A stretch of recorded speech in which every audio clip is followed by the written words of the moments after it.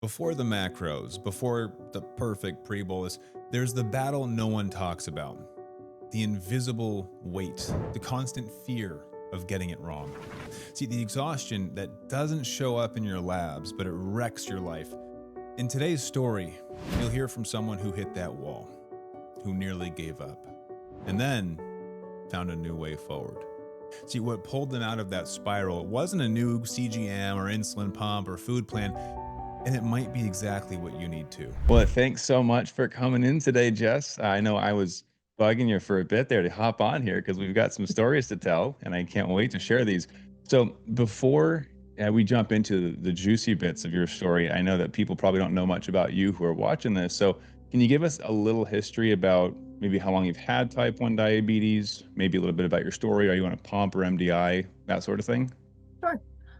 I have had type 1 diabetes since I was 9, so a little over 33 and a half years. I was diagnosed after I had a short bout of the flu. And 2 weeks after that, my mom took me to the doctor with a 323 blood sugar. I am a working full-time mom with three kiddos, ages 13, 10, and 7. My husband and I own a produce farm in addition, so we're very, very busy.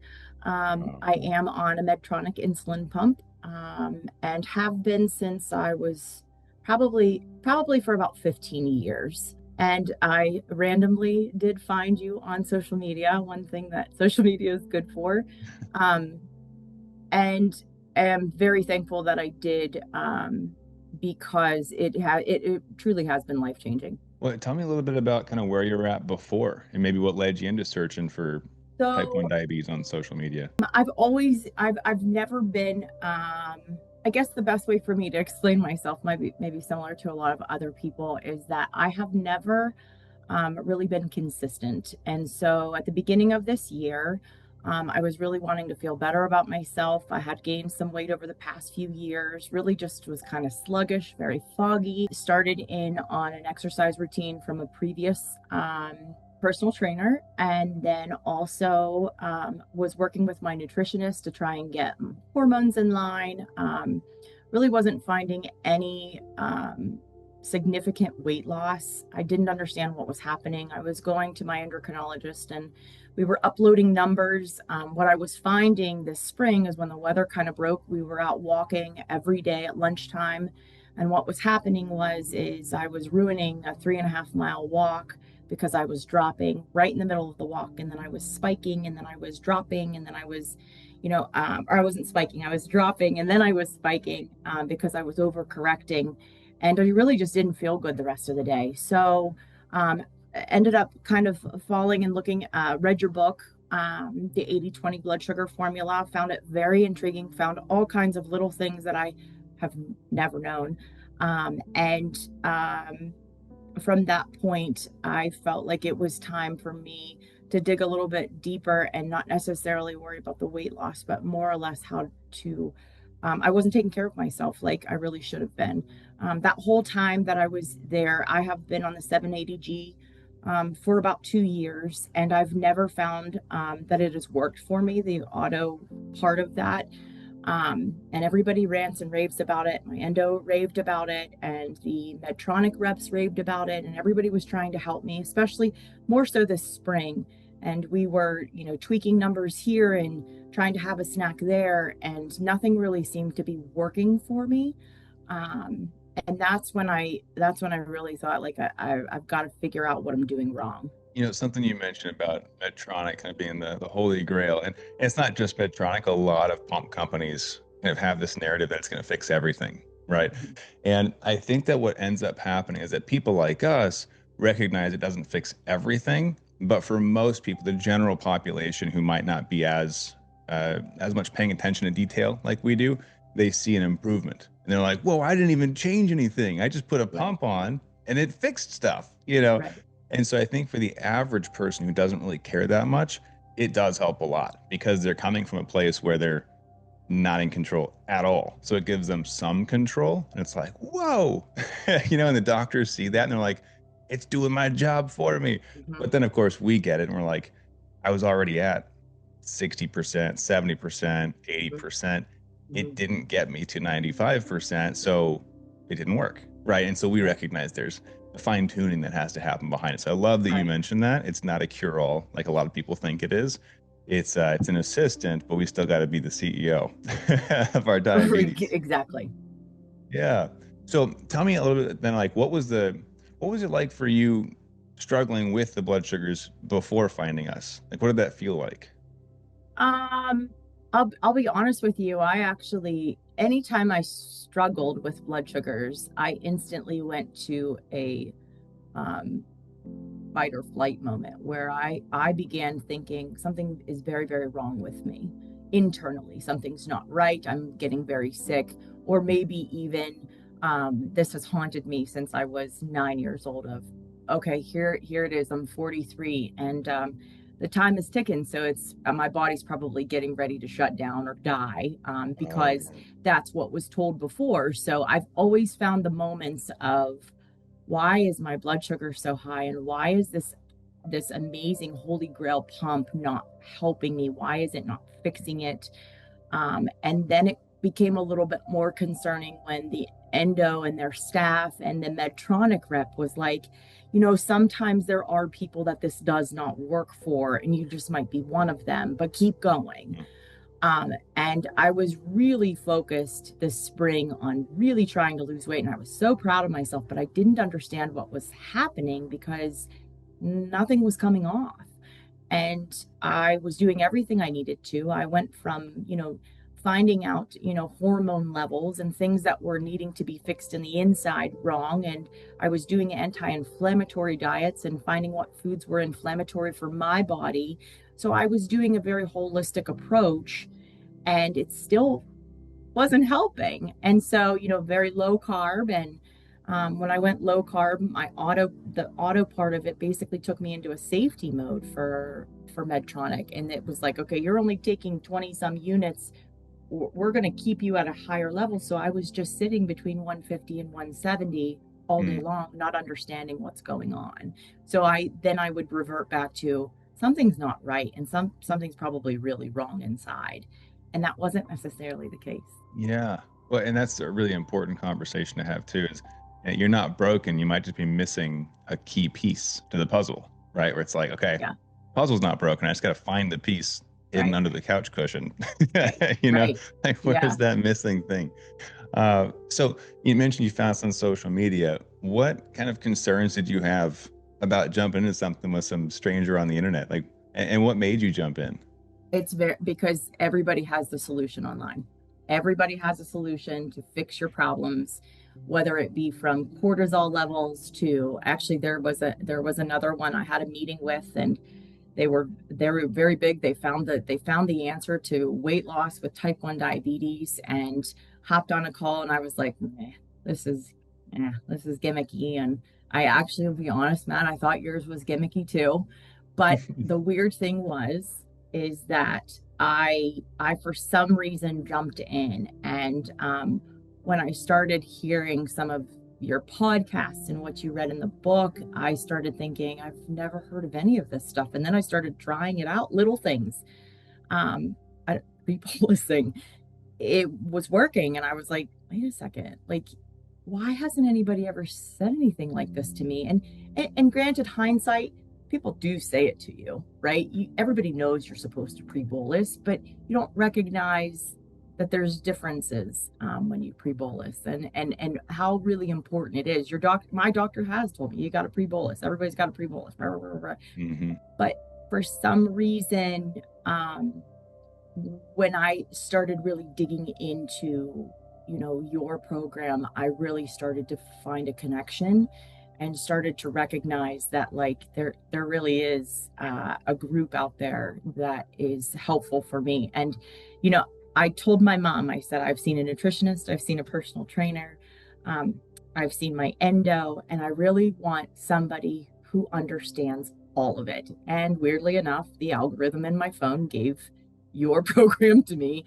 It had literally popped up, and from that point, I was like, okay, like this is where I need to be. Wow, that's awesome. Well, and then obviously you did end up jumping in. Sorry to ruin the surprise for everybody, but you're in the program. At what moment did you realize it was working for you? Like, where did it start to click in and you When I feel did like my basal momentum? testing. Ah, the basal testing. And I will say everybody hates basal testing, but for some Yeah. reason that was the easiest part for me. I figured it out so quick and thought, wow, this is kind of mind-boggling to me. And was that because it was so far off, or was it the fine tuning that It was the gave you fine the it confidence? I'll be honest, I looked in where I was in auto mode and tried to figure out like, okay, what was my basal rates in Hmm. auto mode and where was I now? And kind of kept with that, but I recognized that there were there were different pieces that I've never had a schedule.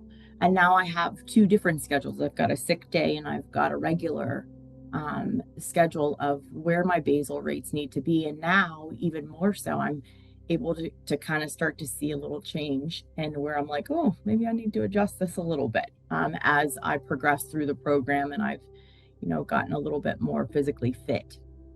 Love that. And for sake of contrast, 'cause I like to see kind of starting and ending points. Tell me about the maybe the darkest moment before working with us, and then where we're at now, just so I can see that difference. I think I think the darkest moment for me was I I I don't know. I feel like in December when I went to the endo appointment, I had an 8.9 A1C. And maybe this isn't before working with you because this is actually when you and I had first talked. And I had all spring and I was really proud of myself. I had stayed consistent with the workout and I was walking, and even though it wasn't perfect, um, but the first time we were kind of going through things and you said, okay, well, let's calculate your A1C. Where is it right now? And so I'd done all of this work and I hadn't lost a darn pound and I didn't understand what was going on. And I'm like, my A1C has to be a heck of a lot better than what it was. And it was still like an 8.4. And I was like, what the heck am I doing? Like, I'm busting my butt and nothing's working. And so that to me was kind of like, wait a second, like, you can still work out and eat right and you can still have an elevated A1C. Um, and that was really frustrating for me. Now I was at the endo at the beginning of August and my A1C was a 7.1. Sorry, I almost said 7.2, but it was a Yeah, 7.1. And so um, I can be very hard on myself, but I was pretty proud of that one. that's huge. I mean, Yeah, that's a what 1.8 point drop. That's yeah. massive. And I think we started at the almost at the maybe I think the end of June, maybe Mhm. middle of June. Yeah. Wow. So Yeah, almost 3 months, not even a full A1C cycle. So it's probably going to correct. improve in the next one because you'll have only the good Yes. improvements Yeah. counted in the A1C. Holy moly. So you Fingers might be crossed. sub 7. Yes, I Oh, hope that's so. exciting. Well, and Yep. outside of the A1C, I think that you told us a story on one of the coaching calls maybe 2 weeks ago where Mhm. everyone just kind of lost their mind for a second. So Yeah, do you remember what you said on that I call? do.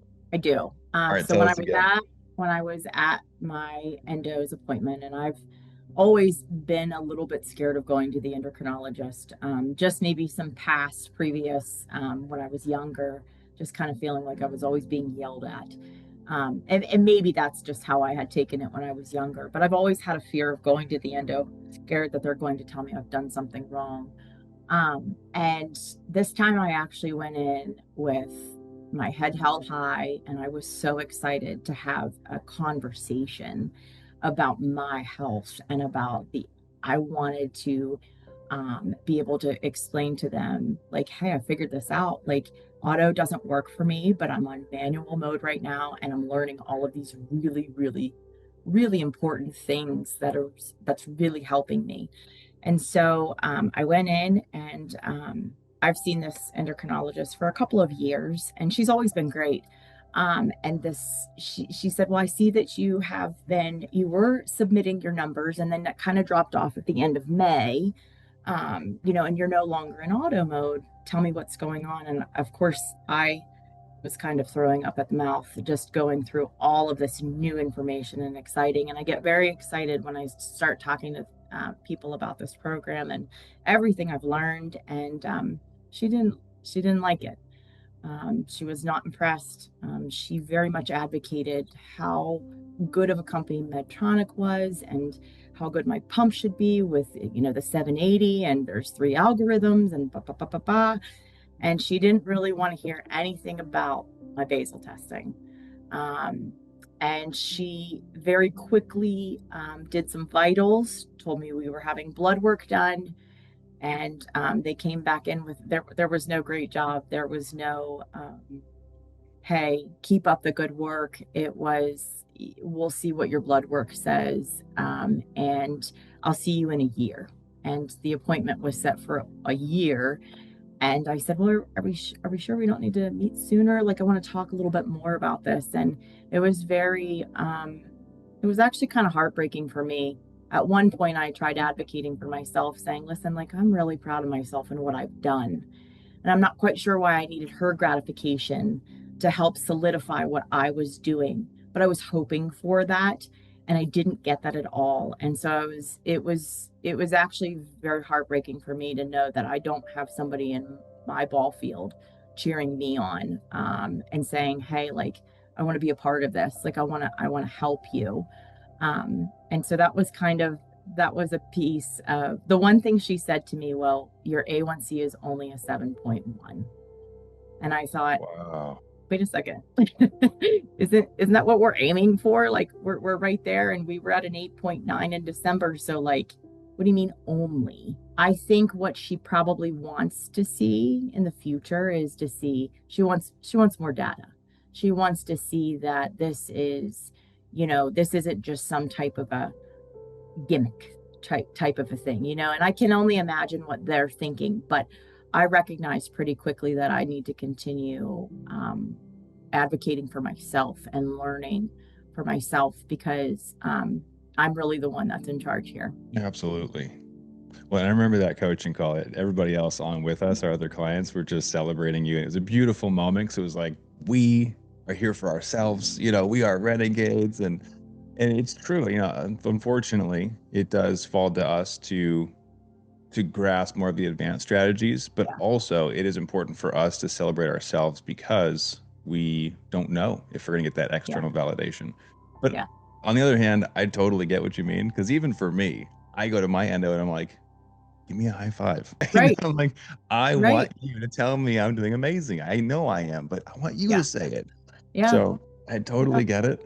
And also the fact that was with nearly a 2-point reduction in the A1C, which is massive. And it was still like you said, just a 7.1. That just stabs me in the heart. Yeah. So really glad that you've made progress. I'm super proud of you, Jess. If I haven't said that enough, I want to say it again. You've done amazing. And I know it's not even just the A1C, right? We have the metrics to show your improvement. You're progressing rapidly. But in addition to that, and then you've told me other stories about this, so I'd love to just ask and let you put words to it. Outside of just the numbers, what else has that given you? Like, how do you feel now? I feel much more confident.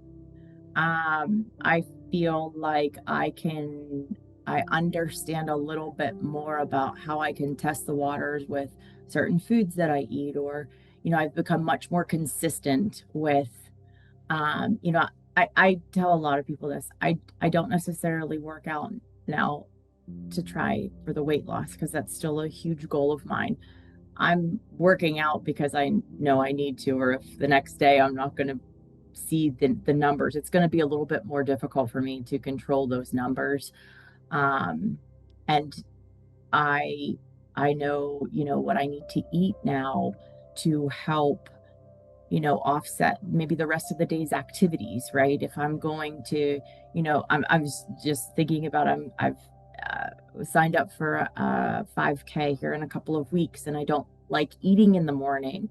What am I going to do to help offset that so I don't drop during the race? And so different thought processes like that are really starting to come into play, and it's just a little bit, it's more normal for me now, where before I was like, oh God, is this ever going to take place? But it is becoming a normal part of my life now. So yeah, it's pretty cool. I'm excited to see what the future and what the rest of this year holds. And, you know, I have your playbook, and I wrote down the goals, and we talked about it, and they're still in the back of my head. But some days aren't great, but other days I still feel like, yeah, like diabetes will not rule you. Absolutely. Yeah, and it sounds like flexibility is the big key there. Is like, I don't want to eat breakfast, so what else can I do? It's just thinking about it differently. And such a beautiful shift. I love that. So, two more questions before we wrap up. One is, obviously you were at a place at one point where you're like, everything looks gimmicky. I don't know who I can trust on the internet. What would you say to somebody who is currently in your position, or is currently now in where you were before you joined? Like, what's the word of advice to them? I've told several people actually, and I guess my biggest thing is you don't know until you know. You don't realize what you're missing until you actually hop in there and really start to like listen to what you have to say, and what you've put yourself through, and how grateful I think our whole group is, as well as myself, of thank goodness you have wanted to like help other people, because it really is I've never really been a, I don't want to say a great diabetic, because I mean, we're all great, right? But I feel so similar in everybody else's stories. And I feel like, wow, like I wish I would have found this resource or this tool for my toolbox a heck of a long time ago. Because, but hindsight is 2020, and right. I'm glad that I have found, but I have recommended, because there's just so many little easy things that you can incorporate, and it doesn't necessarily have to be, you know, exercising every day, or you know eating your greens every day. That's always great, Right. but if you don't want to, you don't have to, but you can certainly still live with the disease, and um you know make the choice. What It just depends on what choice you want to make, and we I think we all grew up, at least I'll never, and my grandma would always say, well, you can't have that has sugar in it, and that would just drive me crazy. It would drive Yeah. me absolutely bonkers, to the next stage of my life, where it was like, well, I'm going to eat this brownie and I'm going to take insulin for it, Watch me. right? Yeah. Watch me. And, people were like, are you allowed to eat that? Well, as long as I have the insulin for it. And now Yeah. to the point where it's like, well, maybe I don't want to do that. Maybe I want to find a healthier option for that. So it's very interesting, the stages of how I've had the disease, and how it's worked in my life. And, it's just very interesting to see the road that I've taken. And so excited that I've been able to join this group. I'm right there with you. As somebody who ate a plate full of Oreos for a meal just to prove a point. And now I'm like, okay, I can, but maybe I shouldn't, Right, like it's not right. healthy, Yes, but we can. exactly. Yeah, there's Yes. certainly ways to make it work, but Yeah. I love that. The phases we go through. The All right, so phases. last question. Is there any either golden nugget that you'd want to leave someone with after going through our program, or maybe even just anything you wanted to cover still that we haven't covered yet that you're hoping to share? I say, if anybody really truly wants to join, you really do. You really just have to have that positive mindset that it's going to work out. There are still bumps in my road today, yesterday. And I think the biggest thing that I have learned is that, even I guess, even though you have taught, and you have this entire program, it really is how much work I'm putting into it. And it's really how much I am going to put the effort into it. And so it's really how much you love yourself, I think.